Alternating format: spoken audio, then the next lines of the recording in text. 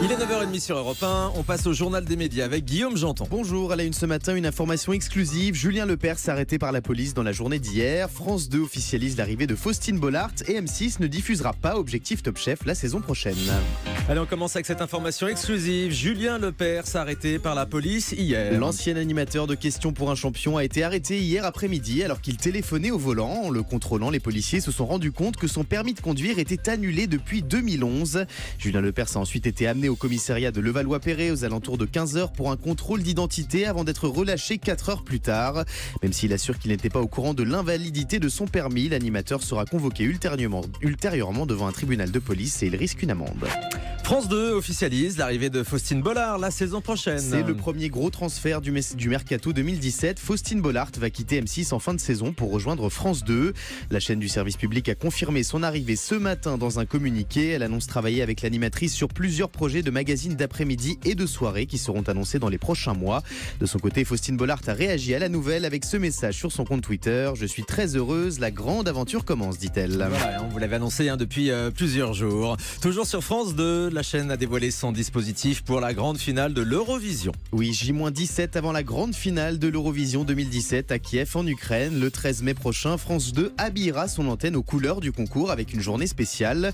Le coup d'envoi sera donné à 14h20 avec les feuilletons de l'Eurovision 2017, un court documentaire sur les coulisses des préparatifs de l'événement.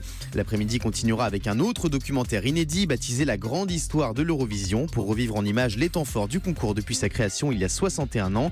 À 16h35, un troisième documentaire s'intéressera à Amir et Alma, les derniers représentants français. Enfin, à 21h, France 2 diffusera en direct la grande finale de l'Eurovision commentée par Marianne James, Stéphane Bern et Jarry. Et on vous rappelle que toute l'équipe du Grand Direct sera également sur place pour vous faire vivre cette grande fête populaire et bien sûr encourager notre candidate Alma.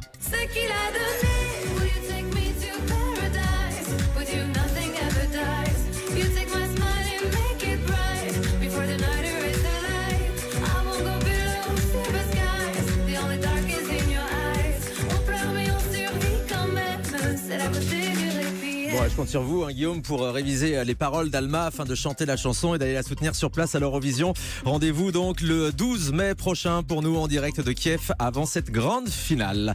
On reste sur France 2 qui va célébrer la journée mondiale de lutte contre l'homophobie. À l'occasion de la journée mondiale contre l'homophobie, le 17 mai prochain, la chaîne du service public va se mobiliser avec une soirée spéciale.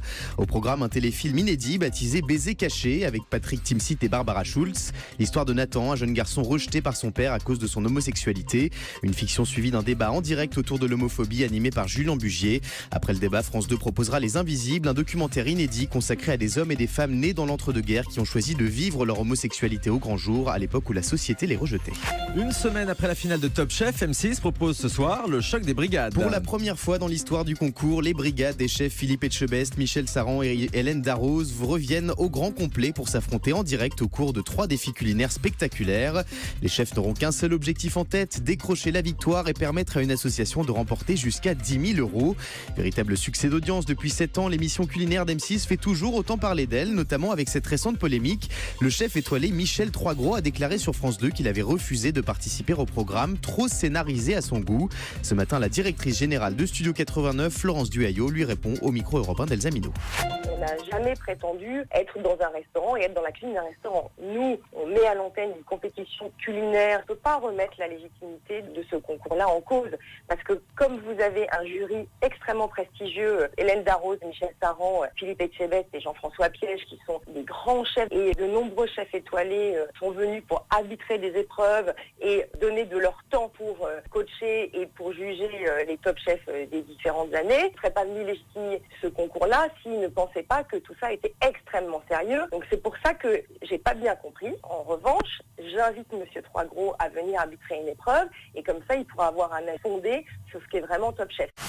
Et puis tiens, en parlant de Top Chef, une information exclusive à présent, M6 arrête Objectif Top Chef la saison prochaine. Oui, exceptionnellement la saison prochaine, la chaîne ne diffusera pas son émission quotidienne dans laquelle Philippe Etchebest sillonne la France à la recherche de nouveaux talents culinaires en raison de l'emploi du temps surchargé du chef. Les explications de Florence Duhaillot, micro européen d'Elsa Minot. il n'y aura pas d'objectif Top Chef cette année et donc il n'y aura pas de gagnant Objectif Top Chef qui va rentrer dans le concours Top Chef. Mais en aucun cas, ça veut dire qu'Objectif Top Chef ne sera plus jamais à l'antenne. C'est une marque qui va rester à l'antenne, mais pas pour cette année. Voilà, donc pas d'objectif Top Chef l'année prochaine sur M6, on vous l'annonce ce matin. On reste dans le groupe M6 avec la chaîne M6 et sa petite sœur W9 qui vont se partager la diffusion de la demi-finale de la Ligue Europa de football entre Lyon et l'Ajax. Oui, c'est une nouvelle qui va ravir tous les fans du ballon rond comme vous, Thomas. Le groupe M6 surfe sur l'engouement des téléspectateurs pour le parcours de l'Olympique Lyonnais en Ligue Europa et va proposer sur ses antennes les demi-finales aller et retour face à l'Ajax d'Amsterdam. Le 3 mai à 18h45, il faudra regarder W9 pour suivre la demi-finale aller. La demi-finale retour sera quant à elle programmée sur M6 le 11 mai prochain à 21h. Un match suivi d'un numéro de 100% foot présenté par David Ginola. Et enfin le chiffre du jour. 2 comme la deuxième saison de la série de TF1 Munch. Alors que la Une vient d'annoncer le retour du feuilleton dès le 15 mai prochain avec 6 épisodes inédits, Isabelle Nanty annonce une deuxième saison de Munch dans un entretien accordé à Téléstar. Le tournage devrait débuter l'année prochaine. Merci beaucoup Guillaume Janton.